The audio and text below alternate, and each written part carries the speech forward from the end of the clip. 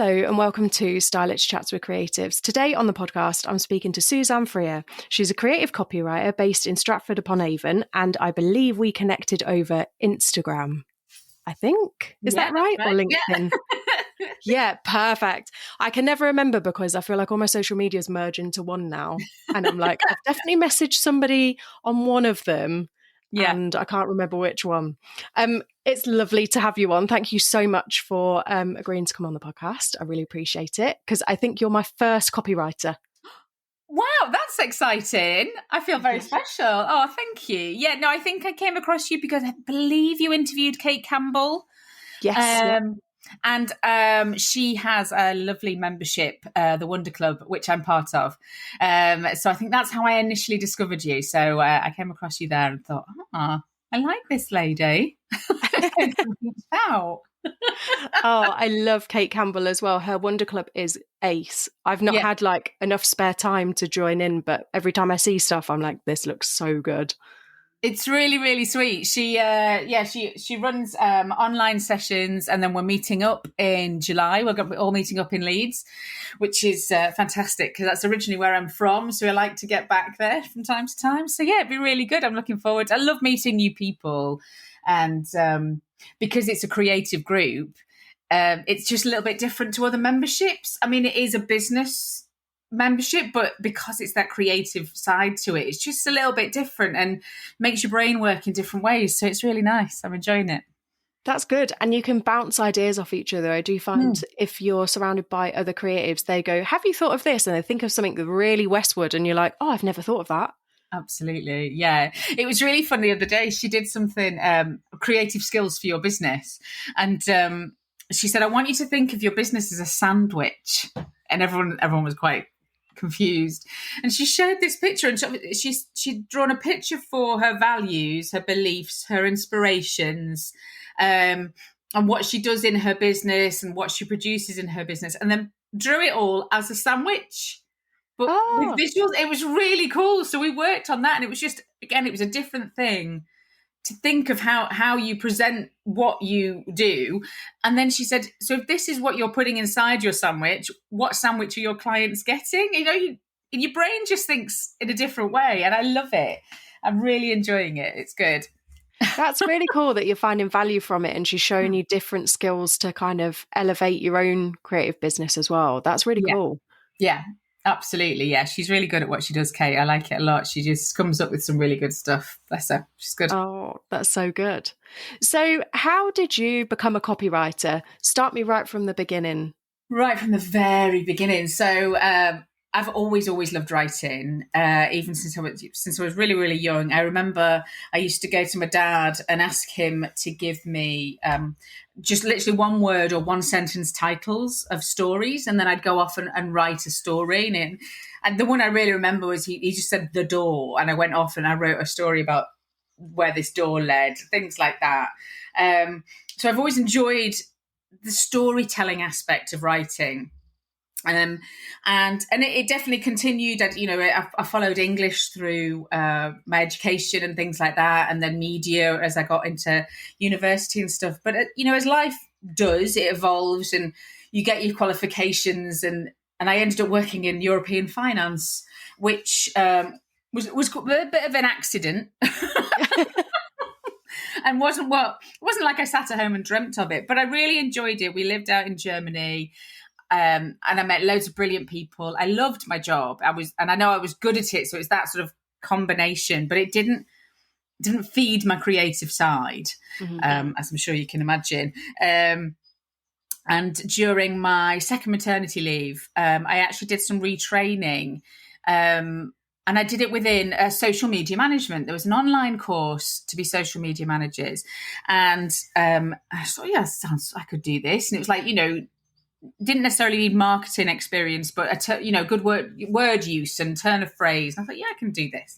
So I did the training, and I got a few very small clients because, like I said, so still on maternity leave, so it's very much just side hustle or whatever you like to call it. But quite quickly, I realised that I didn't really love social media. It was just a little bit. It was just all consuming, and I was sort of fed up of looking at my phone constantly, and that I didn't feel like I ever switched off. So I realized that wasn't for me, but I was interested in the fact that I'd made connections with people around the content I was creating. And someone said to me, are you more of a content creator than a social media manager? And I was like, I don't think I am, because I don't know what you're talking about. And we talked about it a bit more. And she was like, you're writing the words. She said, you could do it long form, do blogs, do newsletters, not just social media posts. So it was something I thought about, and I spoke to a couple more people, went back to work, but I still kept one newsletter client and one blog client. Just once every couple of months, I'd do stuff for them. And that went on for a little while. And then coming up to 2 years ago, following the pandemic, and then partly as a result of Brexit as well, because where I worked was... you had to be part of the European Union to work there. And obviously with Britain leaving, but they honoured everyone's contracts. But the rules around working from home changed an awful lot. And one of the things I'd always enjoyed was working from this country and travelling in once a month to Germany. And it worked great around me and my family, and it was fantastic. But those rules were going to change. So I really had to reevaluate what I was doing. And the idea of, because I did go through LinkedIn and looked at similar jobs closer to me, and it literally just left me feeling like my heart was in the pit of my stomach. I couldn't raise any enthusiasm to even apply, never mind fill in forms or go to any interviews if I'd got them or anything like that. So I started to think about how could I work for myself. Knowing I had these two clients, which obviously two small clients, they didn't bring in loads and loads of money. It wasn't something I was going to be earning the same kind of money, but I could fit it in around my family. We would save money in other ways, like with the childcare or the lifts and things that other people were doing for us whilst I was working. So it would balance out quite nicely. And things just seemed to come together. So around the same time, someone else approached me to do newsletters, and a friend introduced me to an online business coach, which is not something I'd ever heard of before or realised that people need or should have, the shoulds and ifs. And so I went along to a free week it was Teresa Heath Waring's Dream Business Club, it's called. And I just seemed to find this most amazing community of people, which we just touched on talking about Kate and her wonderful Wonder Club. That community is so important, and that it gave me the confidence literally to start my business. I went in with quite an open mind and not really knowing, and seeing people doing it, seeing people start from scratch and do these jobs that they loved. And they were doing all sorts of stuff. It wasn't all creative work, but the idea of writing stories about people that would make money, but also help them connect with their audience and make them money was really exciting. And so that's how I started in around October, November of, where are we now, 2022. So coming up to 2 years ago, will be the official start of my business. Yeah. Wow. I think that a lot of people had no idea how Brexit would affect other people in such an impactful way. However, it sounds like it just booted you in the right direction. Absolutely. I mean, I have to admit, I was really upset. I am still upset that we're not part of the European Union. I was very much a Remainer. I wanted to stay part of it. However, as you've just pointed out, that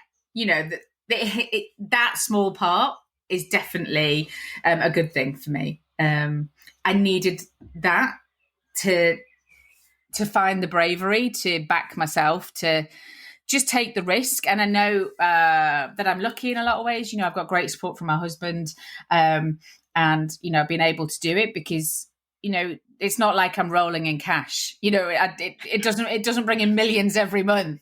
It's not like that. It is very much something that helps you get by. You work damn hard at it to get the work in, but it means I'm here for the kids.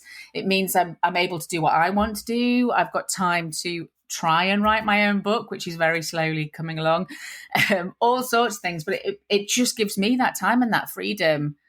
And I know I'm very lucky, but I'm so grateful for it. And I am living my dream at the moment, which is really lovely.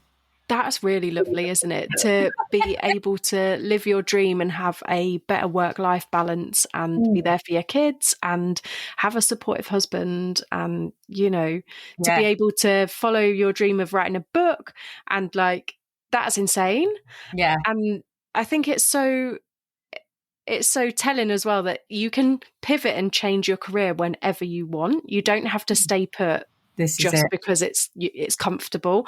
And actually sometimes we get lazy in our comfort zones, and sometimes we need something bigger than our universe to kick us up the arse and go on, get on with it. Yeah. Do you know what's been taking you so long? The other big thing that I really, really credit for the changes I've made in my life is coming up to 3 years ago, I gave up drinking. Now, I don't identify as an alcoholic at all, but I did have a very unhealthy relationship with alcohol. I relied on it far too much. But the things that I have learned about that relationship, about myself since giving it up, have been phenomenal. I realized that the alcohol made me lazy. It made my world small because I didn't have ambition. I didn't need to. I sort of trundled along in this. So this is what you do. You work in the corporate world, you come home, you cook the tea, you have your drink.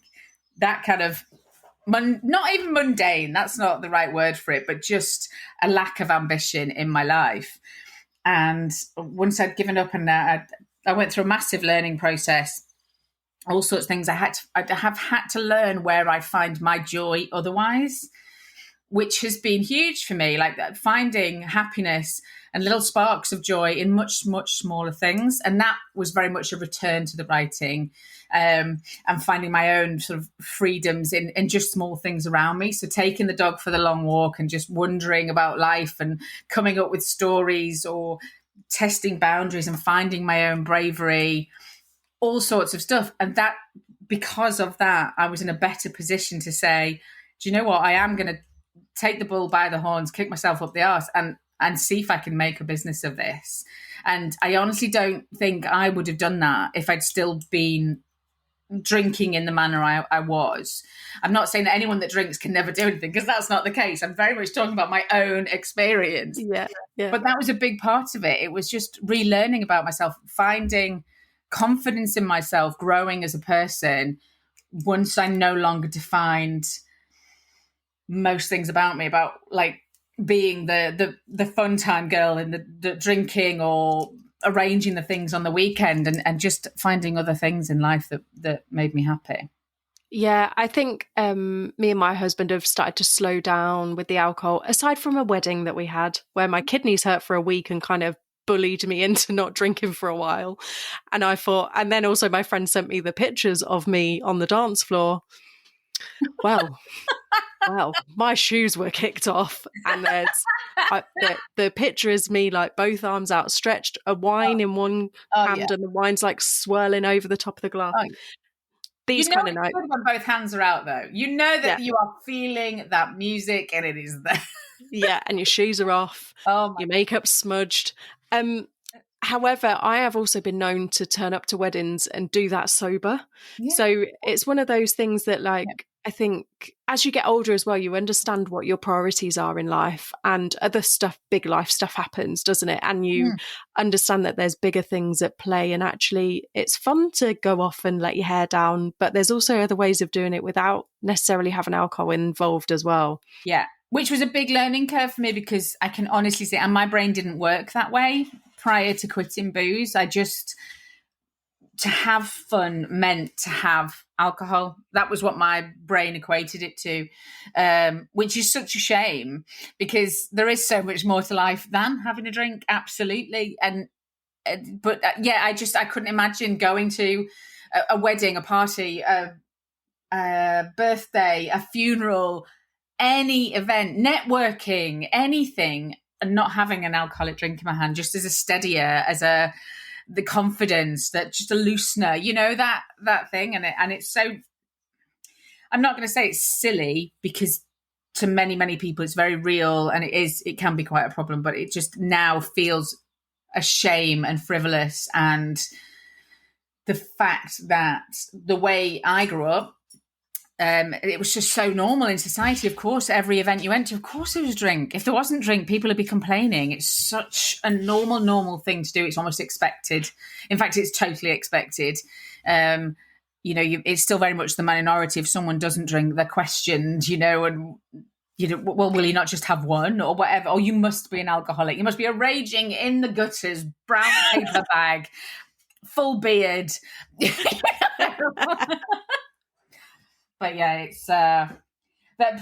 that's it's not so much that I define my life as a sobriety story, but I do feel like it's given me so much, and it's given me that confidence and, like I say, self-belief in myself, to invest in myself, to back myself, to show up in what I do day to day, and to sort of get me where I am. And it keeps picking me up, because as I'm sure with freelance, it's up and down. You don't necessarily have a queue of people who want to work with you. You might have 2 or 3 fantastic months, and all of a sudden, no one wants any work for the next 3 or 4.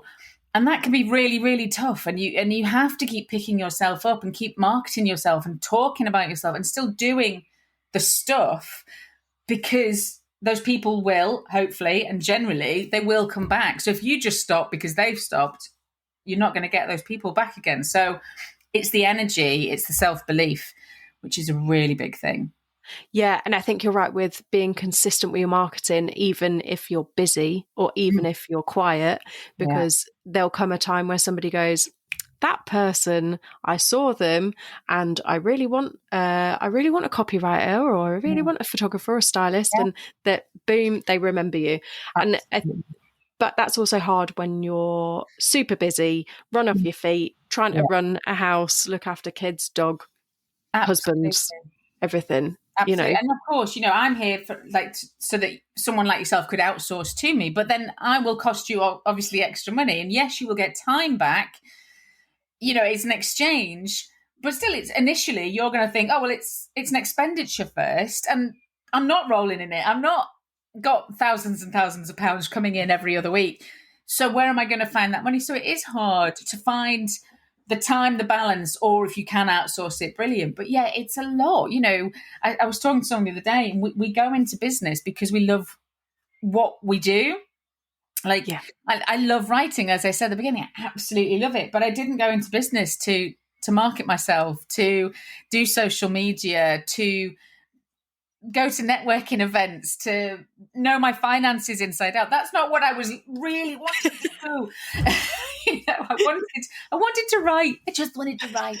And it's the same for all of us. You get into it because you want to do what you love.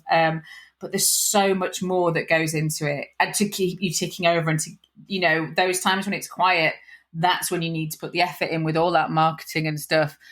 And it can be a lot. It can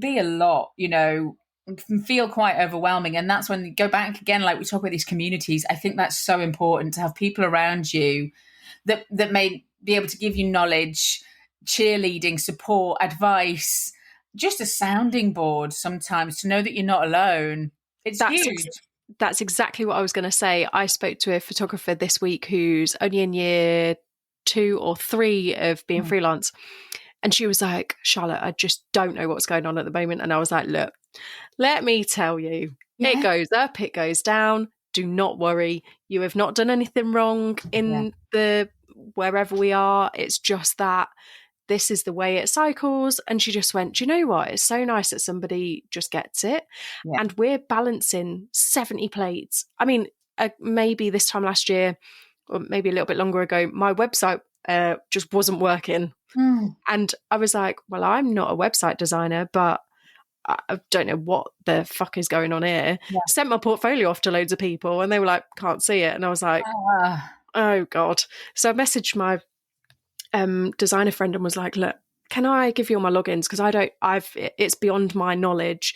And having that network there to lean on and go, what do you think this is? Can you solve it? And do you know, I paid her in coffee and cake. And then, it's having that network to help you, but it's also, again, outsourcing things like my accountant. I don't understand numbers. I understand numbers come in my bank account and they go back out again.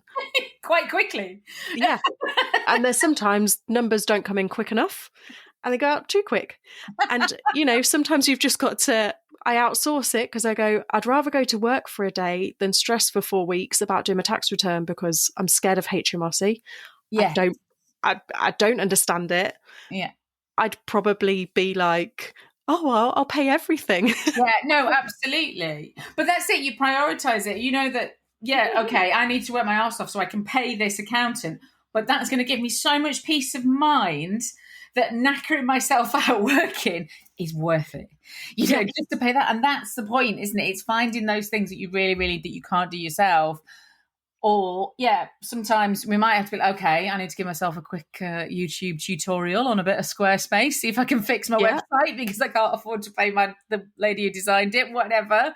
But other times it's like, that's about coding and I haven't got a Scooby-Doo what that means. So 100%. And sometimes my brain just does not have enough space to learn something new. So classic with the podcast for me, it's just audio because I listen to podcasts in the car. Yeah. Also, to sort video out would blow my head because I do not understand technology in that sense. And I'd need 3 years of not doing anything other than video editing to be able to understand it. And then they'd probably be very, very shit. This is it. I've been amazed. I've been on a couple of other podcasts and some of them are like, oh, there will be video. And then when you get the links afterwards to talk about it, there's a link to YouTube. And I'm like, my God, I've never watched a podcast myself, but, you can. Yeah. Yeah. And I admire these people that can do all these things alongside their full-time jobs because... Well, that's the other thing. Exactly.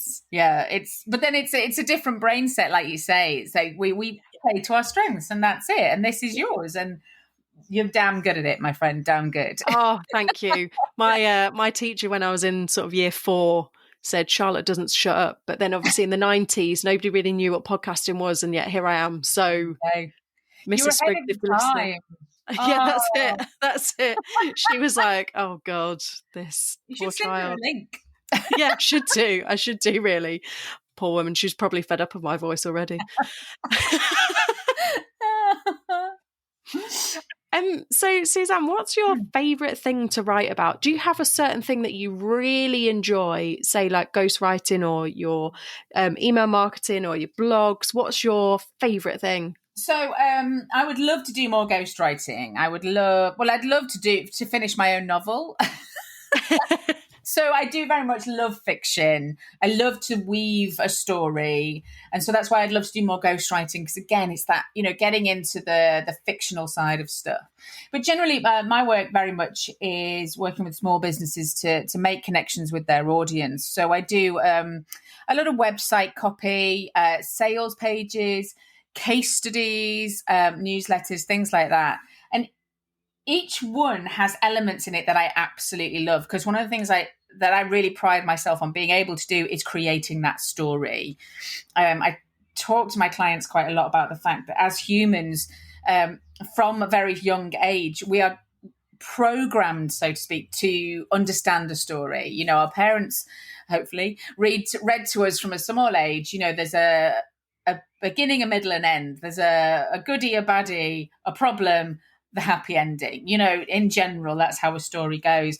And so that's how our brains work. And so I love trying to get that into, because what I do essentially is marketing. I don't call myself a marketer, but obviously I'm doing stuff so they can expand their business. So it is marketing. By presenting it as a story, it's far easier for their clients, their customers, to understand, to associate with, to see them as part of the story.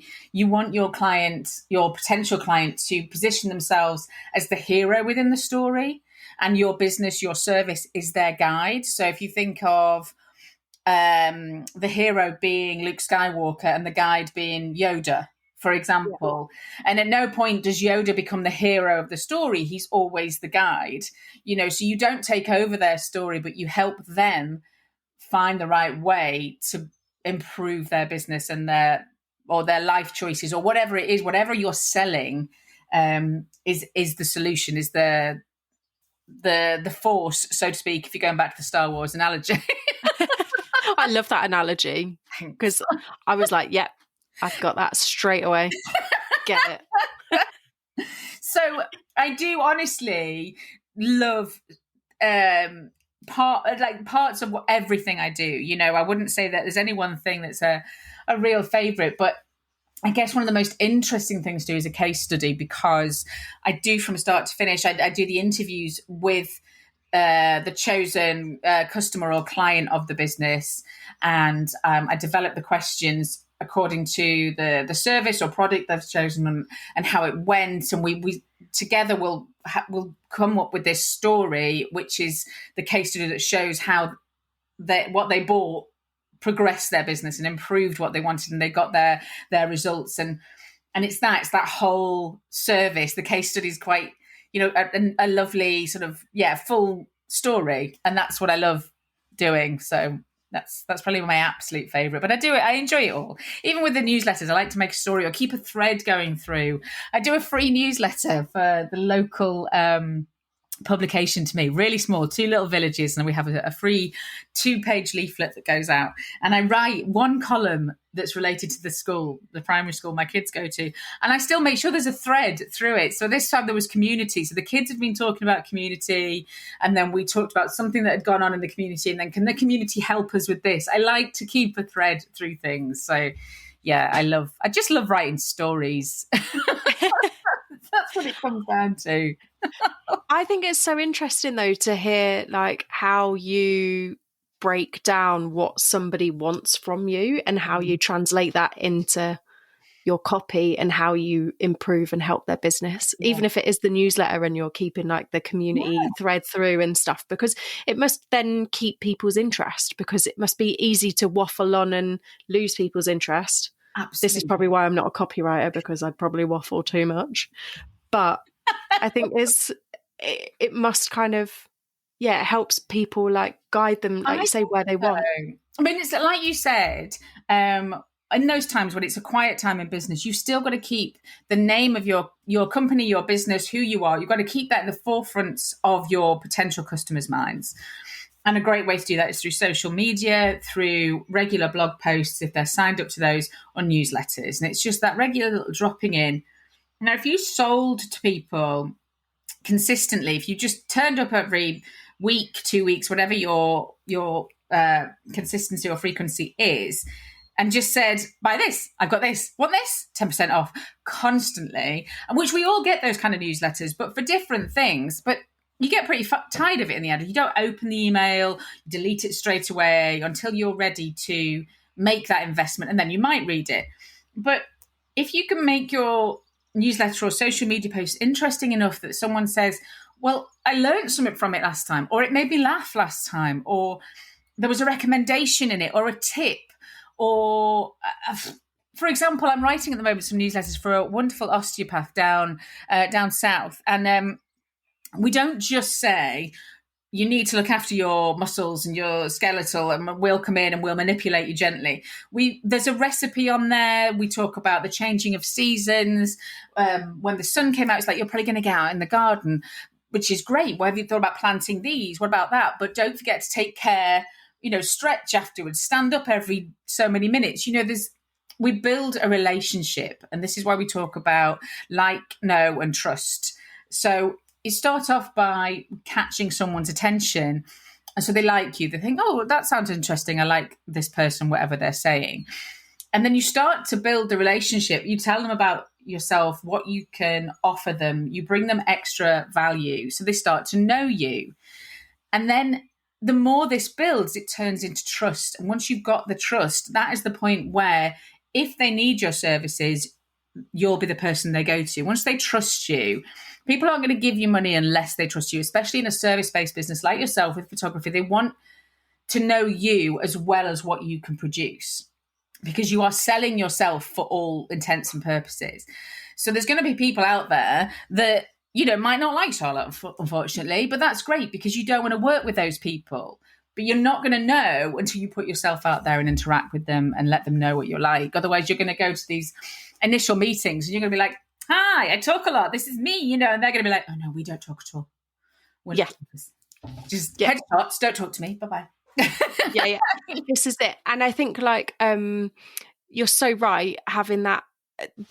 Basically, the more I've put my own personality on LinkedIn and I've been less robotic, the more people are like, oh, that's who you are. That's showing your personality, blah, blah, blah. And I've also had like, I overheard two people in a studio, they'd forgot my name. And they were like, the stylist who's really chatty, the chatty tattooed one. And I was like, bonk, got that. Thank you. You have given me. Tattooed, tick and tick. Yes. I was like, yes, that is me. I will take that tagline. And it's hearing things like that and then being like, right, okay, that's another marketing stream that I can pull in and use. Yeah. But it's kind of not being afraid to put your personality out there, especially for brands as well, and kind of like who they're talking to and what kind of vibe they want. Because you're right, if somebody doesn't like me, then I probably don't want to work with them. Yeah, exactly. And they probably don't want to work with them. And it might not be pleasant. You'll get through it. You won't enjoy it as much. And in certain situations, you have to suck it up sometimes and just get on with it, of course. But, if we could have the choice, ideally, you're going to have fun on that shoot. And then ideally, because you have fun, that person will come back. Yeah. You've built a stronger relationship with them from that point. So, yeah, it is important to put yourself out there, absolutely. But it is a big thing. I have a friend who's a really good social media marketer, and she helps. She's got her own membership, and she sort of guides us through, what to post and things. And it's very much, she'll recommend a post like what makes you you. And I've had to sort of get over a little bit of shyness, and talk about like one thing that I love to have a laugh. I don't want to have a chat with somebody and just talk about statistics and graph work and stuff like that. It's like I'd rather find what's funny, and it's like fucking hell, it's pissing down with rain, again, and fucking hay fever, and just have that connection. I'm not saying you have to drop the F-bomb every minute, but just that sort of a natural flow of conversation. I feel builds a better relationship for me if I can be myself and sort of reach out and connect with them. You're going to create better stuff together. Yeah, and it's stopping that worry and anxiety, and then when that moves out of the way, confidence comes forward. Yeah, and you can be like, "This is who I am. This is what I like doing. This is what I can offer you, and let's work together. Let's go for it." Yeah, and you're right. Like I've posted stuff about the dog. I've just bought a van. Like I love being a van woman at the moment, loving it.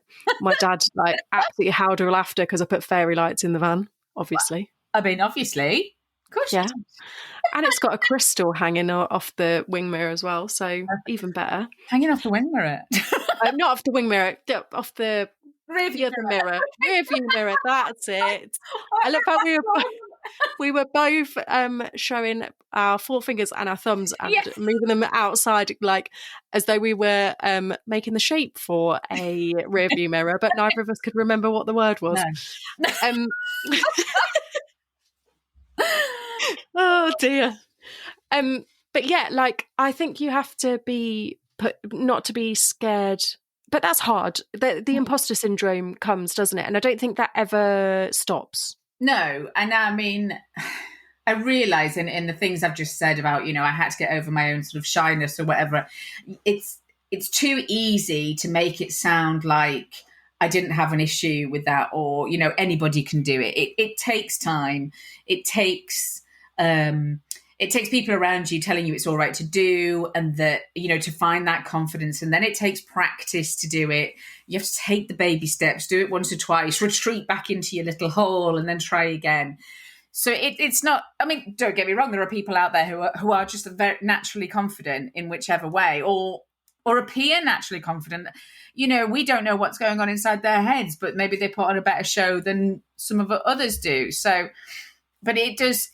The imposter syndrome is so real, and it's so fucking annoying. Like, it's so unfair because it's like it's almost like a societal creation. It's like, where did it come from? Why do we do this to ourselves? You know, we're all as good as each other. Why should we not believe in ourselves? Why can't we just back ourselves more? Or we're so used to assuming the judgment from others that we can't find that confidence sometimes. And it's such a shame that we can't just find but easier, quicker ways to come past that. You know, it does take work. It does take mindset work. And, you know, one of my friends says you should have a love folder, which is, you know, every time you get some good feedback, keep it somewhere. And when you're feeling shitty, go and look in that love folder and just remind yourself, no, I can do it. You know, people do really rate what I can produce. So give yourself a break sometimes. But yeah, it's just too easy to spiral on the client didn't come back to me quick enough. They don't want me. They don't like me. Or I shouldn't have pitched for it. I pitched too high. I pitched too low. I didn't offer enough. I offered too much. And you'll tie yourself in absolute knots. And it's just, finding a happy point to launch off to say, this is me. This is what I offer. This is the price. And then just hands off and leave it and leave the ball in their court. You know, it's a lot. Yeah, that's hard as well sometimes, because I've pitched before where I've spent ages on the pitch and I've gathered other resources from my network and, you know, reached out, and you've spent an awful lot of time, and then you pitch it and someone goes, can you just give me the email addresses to all your network, please? Yeah. And you're like, no, but I've just overcome my imposter syndrome, all my anxiety, just to give you this Canva presentation. Yeah. Unbelievable, isn't it? Yeah. This is it. And it doesn't take much to knock you when you've put all that work in. And then one little comment, and it can sit with you for so long, and it'll put you off doing it again. Yeah. And I think often the people who give you those tiny comments, they're not even thinking on it. And you're sat there thinking on it 3 years later. Yeah. And they've not even had a second thought. They've gone, well, this is business. I've dusted. They've washed their hands and they've forgotten about it. And sometimes it is difficult to let stuff go, especially when it's your own business and it's your own baby and it's your own creation and it's your own passion. Mm-hmm.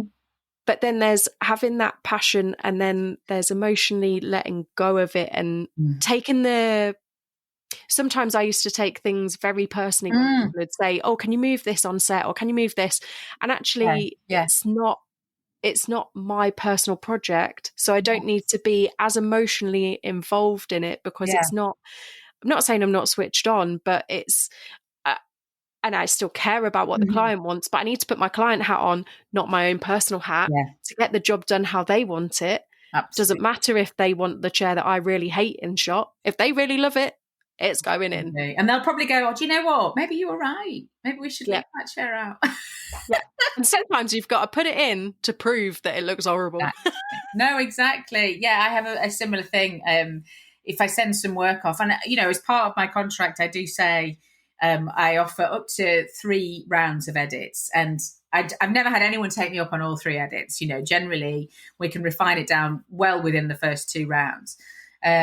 But even so, you send off the work, the first draft, which I know it's the first draft. And yes, I've put, that's the one I'll spend the most amount of work on, because it's getting all the words in, it's creating the story, it's refining it down. And it's the first draft that I am happy to send. Mm-hmm. And if they come back, and generally, you know, people come back, it's great, but could we tweak this? It took time to be like, oh, they're going to change something. Oh, well, all right. But as you say, you know, it might be that I haven't totally nailed their tone of voice. And everyone has, every brand, every person, every company has such a unique tone of voice that if I've used words or turn of phrases that just don't sit right with them, they shouldn't use them. They shouldn't have that in their copy, because that's not authentic to them. And so it's not portraying them to their clients as they actually are. It's mis-selling them. And so it's really important, and it's great. It's a learning and it's a growth when people come back and want me to change something, because then we'll work on it again, and I'll go through the piece and think, oh, well, if that doesn't work, this on the second paragraph, fourth paragraph, whichever, they don't work either. And you bring it all back into line again. And then once they're happy, then they know that they can work with you, have those conversations, make those changes without conflict or awkwardness. It's more likely they'll want to come back because they know then that I have nailed their tone of voice and that they're happy with it.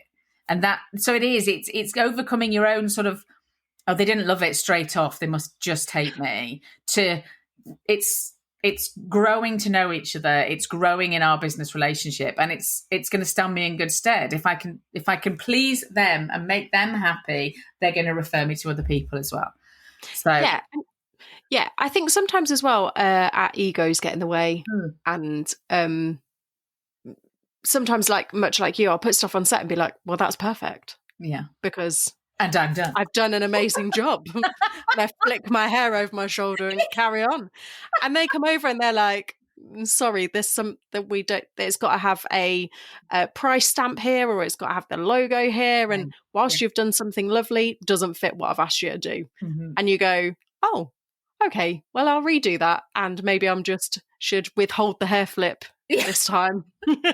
Save it. But definitely whip it out later.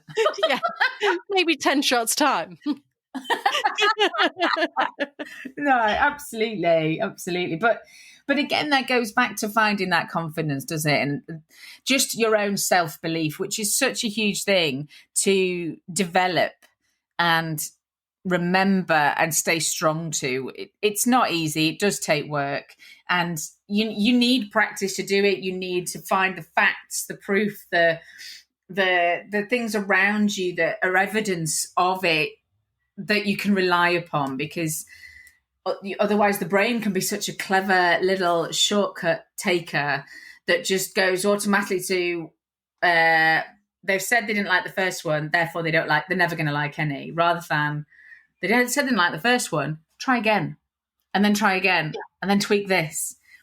The brain wants to take you down the dark things. Just too easy. It's just, and I think there's very few people out there who don't sort of have that mechanism that they that would automatically take them down there. There's, in general, just about everyone could go there, but it's practicing not going down that pathway, isn't it? It's learning a new one, learning that confidence, and then practicing treading the new pathway towards confidence and towards self-belief, rather than giving up and walking away too easily.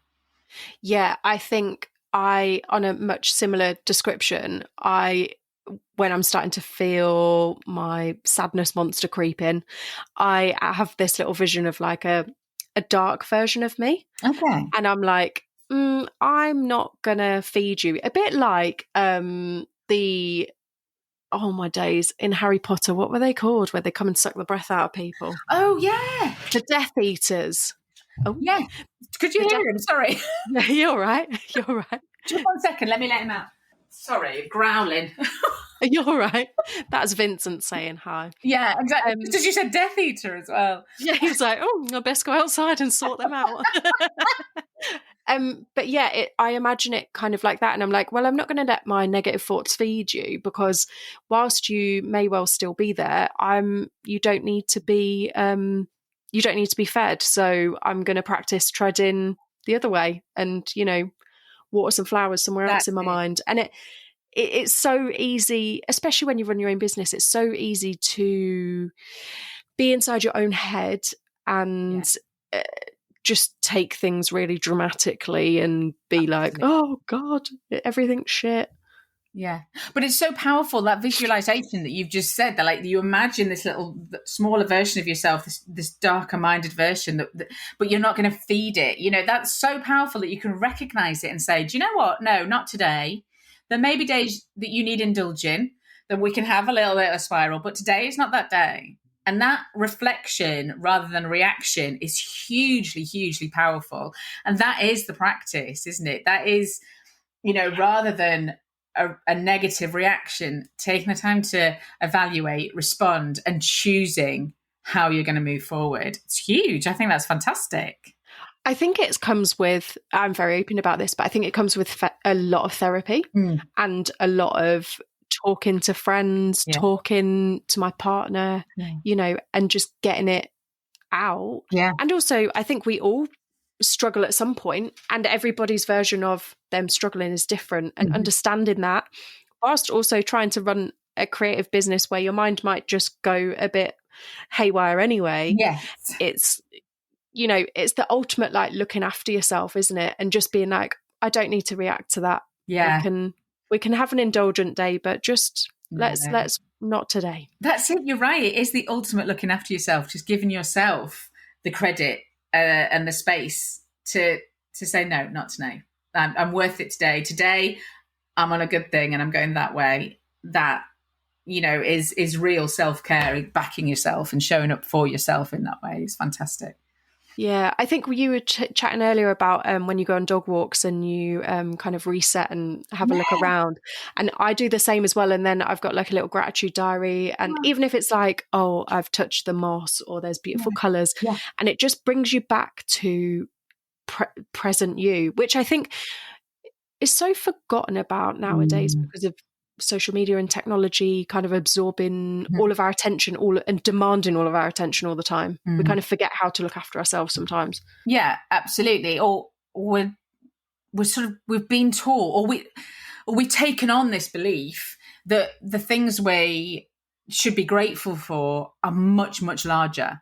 Like, I'll be grateful when I have the 6-bedroom house. I'll be grateful when I've got the SUV on the drive, you know, these big things where it's like you say, I was able to get out today. It didn't piss it down with rain on me, and I couldn't bend down, touch the moss and enjoyed it. And I smelled the fresh air and I had that minute to myself. That, being grateful for those tiny little things. And that goes back to what I was saying about when I gave up drinking, just finding those little things has opened up my mind and sort of, just made me realize there's so much more to be grateful for, that those tiny little things. I find when I swim, I love to swim, just lane swimming. I mean, I like doing outdoor swimming, but I don't spend an awful lot of time doing that because it's cold. But but if I go, you know, down to the local leisure centre, lane swimming, and it's like meditation. All I need to worry about is getting my breath in right. And it's just joyful because I don't need to think about anything. I just know my arms are moving, my legs are moving, and I'll breathe now. And that's it. And I get out and I feel fantastic. Like, because my brain's almost switched off. It's just bloody wonderful. I love it. So I'll let you in behind the curtain, shall we say, but my mum is an ex-swimming teacher and she swims every day for the exact same reason. Yeah. And she goes, if she's feeling a bit pissed off, she's like to my dad, give me 10 minutes, I'm getting in the pool. And she's bum.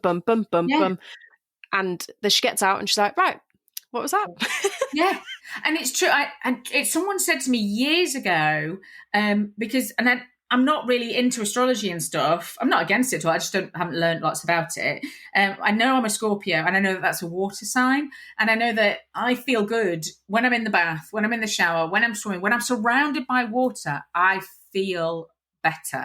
Now, whether that is astrology or not, I don't know. But I've made that to myself. And I know that my niece was exactly the same. When she was younger, and she'd be kicking off, my brother would be like, she needs a bath. And then we'll be all right. Literally from the age of a toddler through to teenage years, they were like, Fee, go get in the bath. You know, calm her down, and then she'd feel loads better.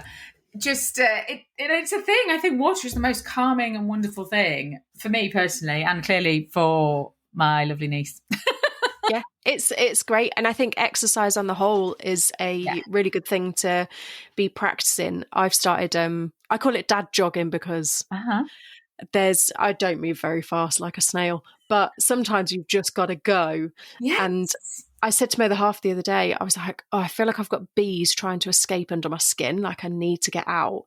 And so I went for like my little dad jog. Yeah. And I'm sure people overtook me walking, but anyway, doesn't matter.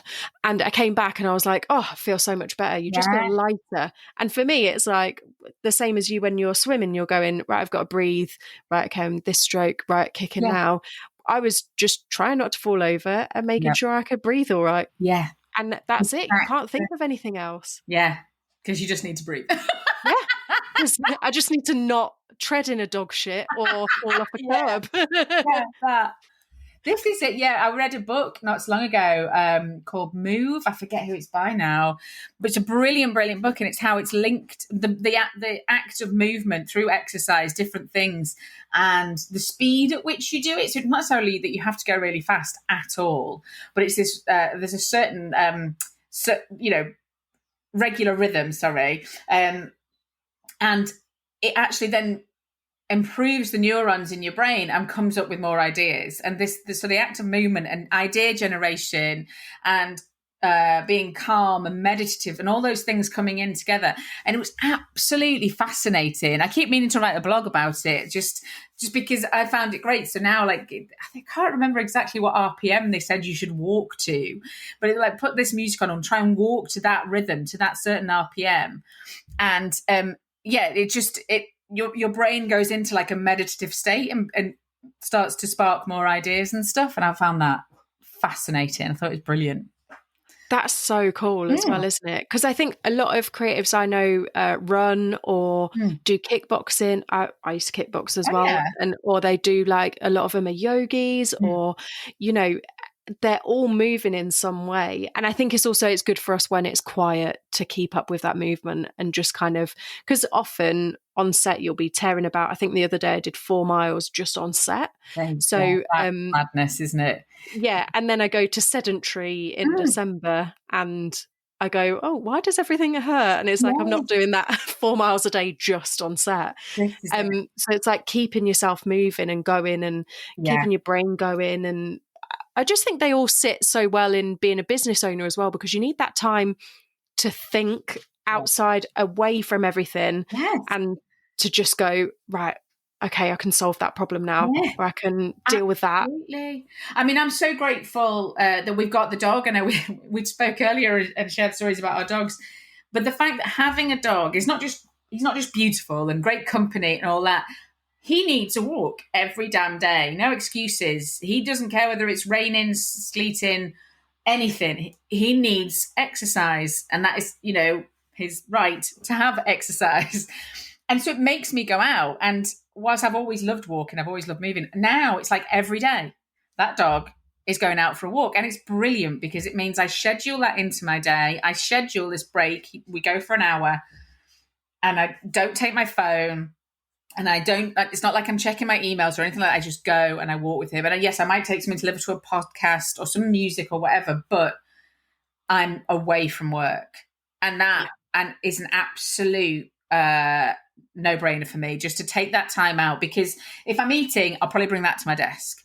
If I'm chatting, it's people through work or, the network of people. So he's talking about work.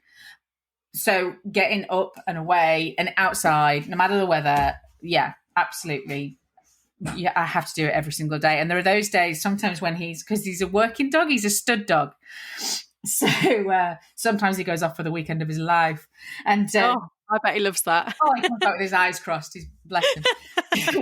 And on those days, I'm like, I don't have to go for a walk, but I will. I make myself go out anyway because I do feel different. If I don't have that walk, I can tell there's a difference. I feel more tired if I don't go. I don't. It's not really sad, but I feel cloudier. I don't feel as clear. That's the best way I can describe it. Just I need that time for clarity and to shake your brain out like a duvet. Yeah, that's a really good description as well. Sometimes I say I need to get my brain out and give it a good scrub and then put it back in. Yeah, exactly. I say that to my husband, when he gets down or gets bogged into something, I'm like, just shake it out like a duvet. Come on, shake it out. Just freshen it up a little bit. Get that thought out. But yeah, it's true. You do. You just need to freshen it up a little bit. Give it some air. Yeah, absolutely. And I think I'm the same as you. Even if I end up taking Coco just quickly around the block, like a 20-minute block, she knows as well. She's a sod. She knows when I only have 15 minutes and she makes it take 20 to go around a 10-minute block and she sniffs every single blade of grass. And I'm like, girl, I am coming back home to walk you when I get home. Honestly. I love that. Honestly.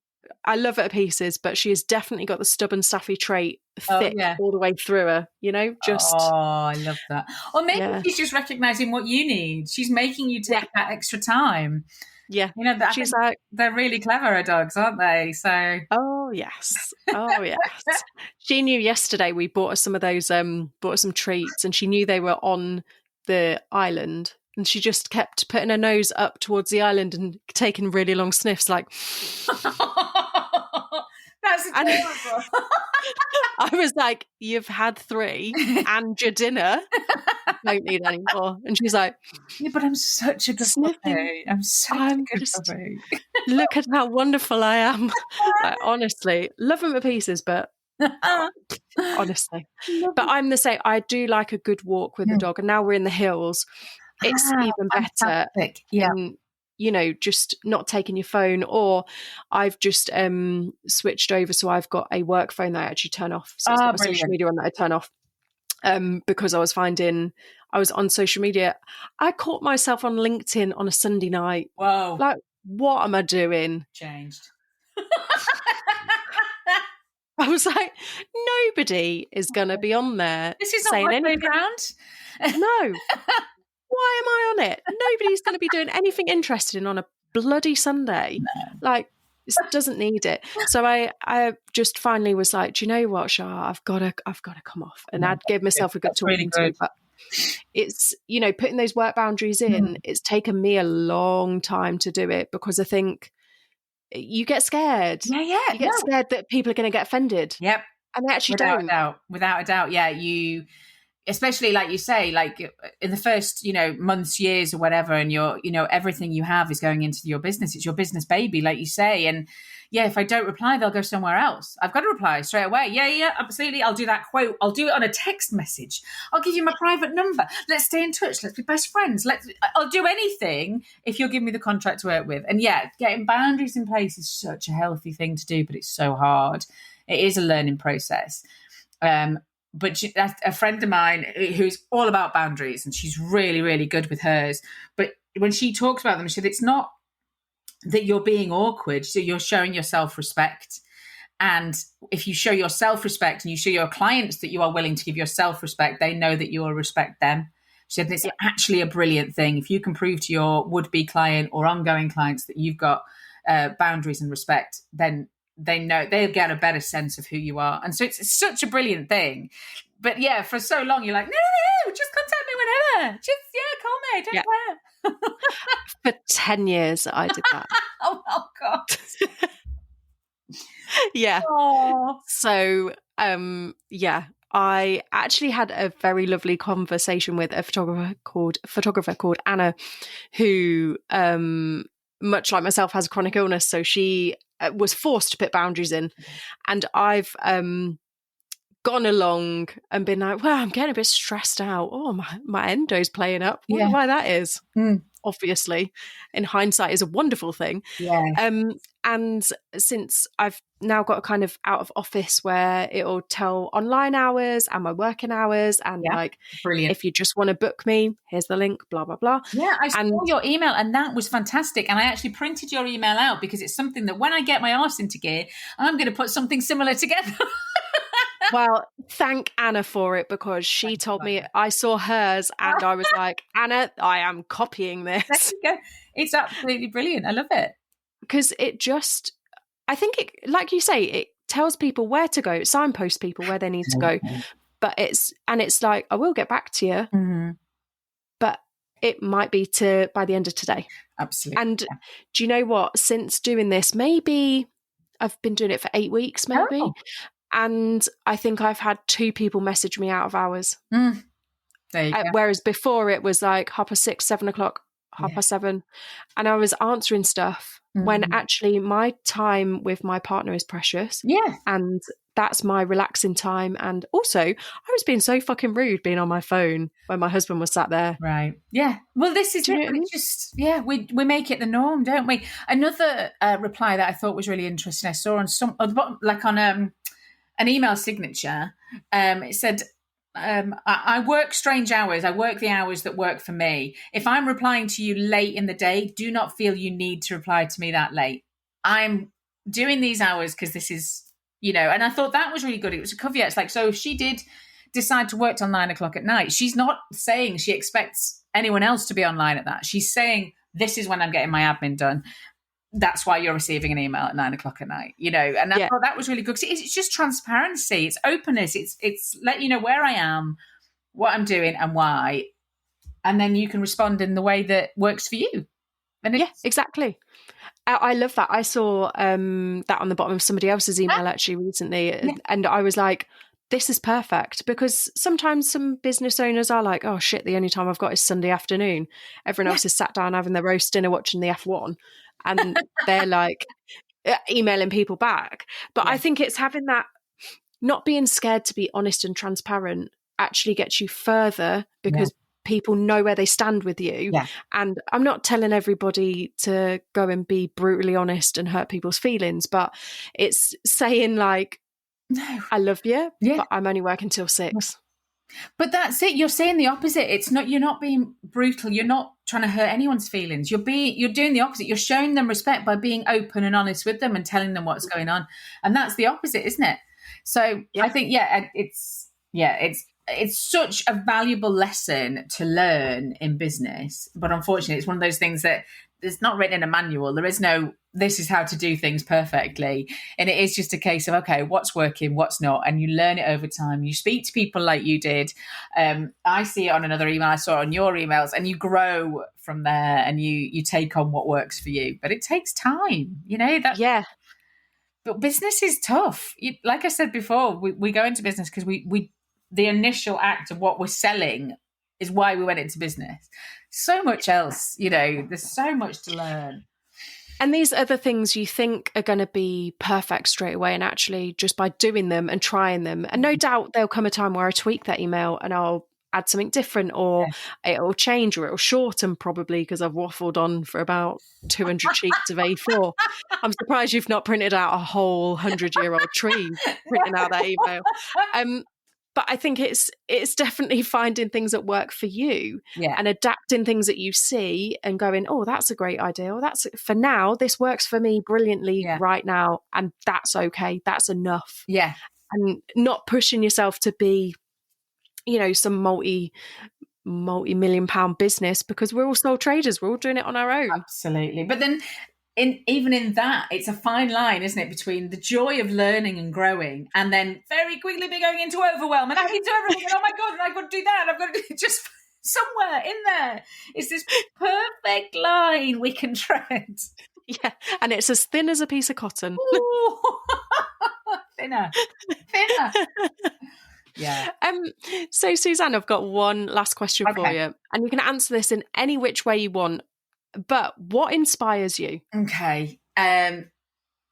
So it's interesting because I'd never pitched myself as a really overly motherly person. I have 2 wonderful children. I adore them very, very much. But I've always quite liked my own time, my own space and things like that. But the more I sort of get to know myself, I quite like being a mum. It's worked out quite well. But one of the things that's really inspired me, so I'd obviously spoken to my daughter at some point about what I would love to do some point. And I'd obviously said to her that I loved writing. She knew I liked writing stories. I'd written stories for her and her brother about the toys in their bedroom and things like that, or I made up stories. And when I gave up my job, like I say, coming up to a couple of years ago, she said, what are you going to do now, Mummy? And I said, I'm going to be a writer. And she literally went, woohoo, you're going to get to do your dream job. That showing her she's now 11, she's coming up to 12, but it's a couple of years ago, showing her that you can do what you dream of doing.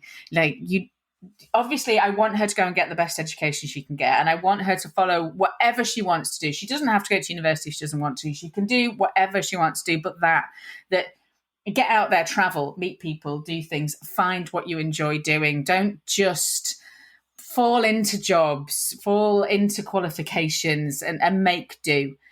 Make things happen for yourself, follow that dream. And so what inspires me is proving to her and to my son as well, but I do think it's very valuable for girls to see that mums can go out and forge a business and a dream business for themselves, because I don't think it's the norm at all. So I'm inspired by being a bit of an inspiration to her would be lovely.